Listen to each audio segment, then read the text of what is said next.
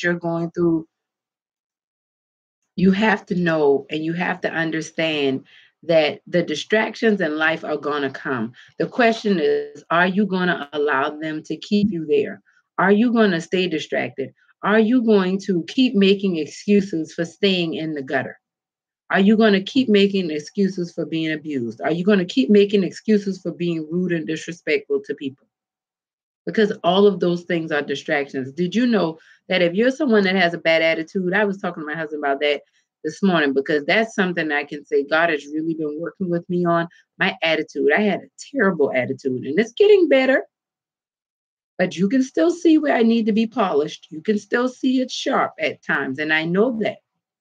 But that bad attitude was a distraction from me being able to get to where I need to get in life, because every time something came up that was going to cause my attitude to enact, then it would be something that would cause me to not be able to go where I want to go, not be able to do what it is that I want to do. And I just want to encourage you right now to pay attention to what's going on around you. Stop making excuses to stay the way you are. God wants more from you. Yes, it is hard. Yes, it is difficult. Yes, it is something that maybe you just don't want to do. But guess what? You can do it. You can absolutely do it. But you can't try to do it on your own, and you can't try to think it out yourself. That's one thing I want to say as we close out today. In order for you to overcome the distractions in life, remember this and hear me good. You are going to have to lean not on your own understanding. Your thinking got you into this mess. You can't expect your level of thinking to get you out of the mess that you're in. That's a quote by Albert Einstein that I read a while back. And I'm paraphrasing, but the Bible tells us in Proverbs 3, chapter 3, verses 5 and 6, it says, trust in the Lord with all your heart and lean not on your own understanding. Acknowledge him in all you do, and he shall direct your paths. You're going to acknowledge him. See, I was reading that, quoting that, had my children quoting that for years. But I did not really understand what this whole idea of leaning not on my own understanding. When something is hard, when something is difficult, when something is pushing me in a place that I don't want to be in, that's an area that my understanding is no longer serving me.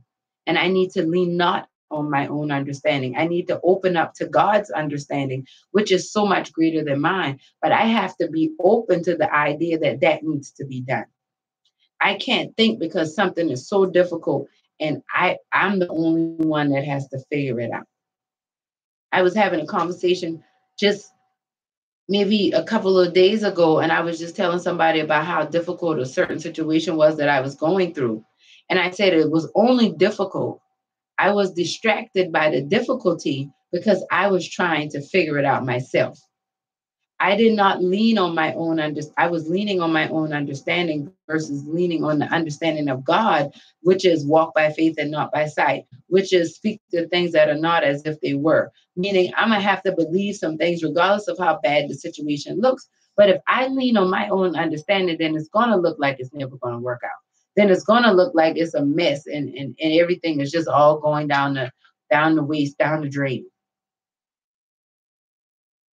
Pay attention to what's going on. Stop making excuses to stay dysfunctional. Stop telling me all the reasons why you can't. Well, I would do this, but I have to go. I have to make sure I do this for my kids. And I have to, many of us, our children are idols in our lives, our spouses or significant others.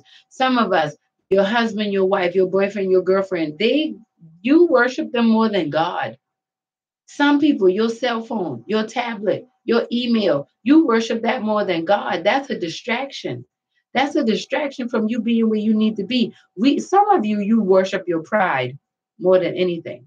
Your self-image is the most important thing to you. You don't care about anything else, just as long as people perceive you a certain way. That's an idol. That's a distraction. That's a distraction from you being your best self. And it's time for you to let that go. See, I know a lot of people don't think about that when they think about being distracted. If you can't go someplace because you don't have a new outfit, you're distracted. You don't value your presence enough. That tells how superficial and vain you are. Because when you know you're valuable, you don't care if that outfit was brand new or bought 10 years ago. You need to show up because it's something you need to do. You need to impact that atmosphere with your presence. But if you don't believe in the value of your presence, then you're not going to share that with others. All you're going to do is show us what everybody else does. Okay, you got fancy clothes with somebody else's name on it. But okay, and where do you find your worth? Where do you find your value? That's where you will notice your distractions. Think about it. But make sure you pay attention. Make sure you lean not on your own understanding. And if you don't know how to do these things, I'm telling you, it's very simple. Cry out, Lord, what is this girl talking about? What is this? Lord, I need you to help me, Lord. I've been distracted. I don't know.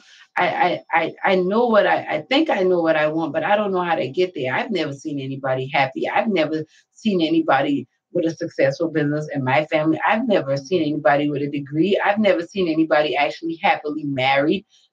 And if we've never seen these things, a lot of times we're distracted and don't even think we can have them.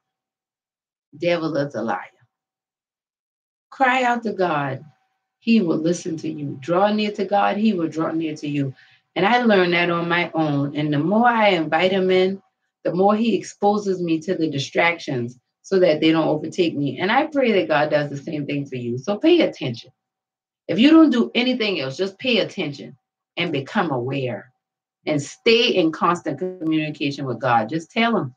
Tell Him how you feel. Tell Him where you are. Tell Him where you're hurting. Tell Him where you're concerned. Tell Him where you're frustrated. And He's going to love you right there. Trust me. I wouldn't make this up.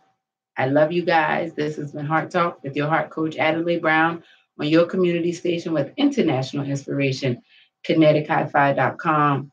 Tell him, Lauren Hill, when you're distracted and you want to pay attention, don't know what else to do, I'm telling you, tell him.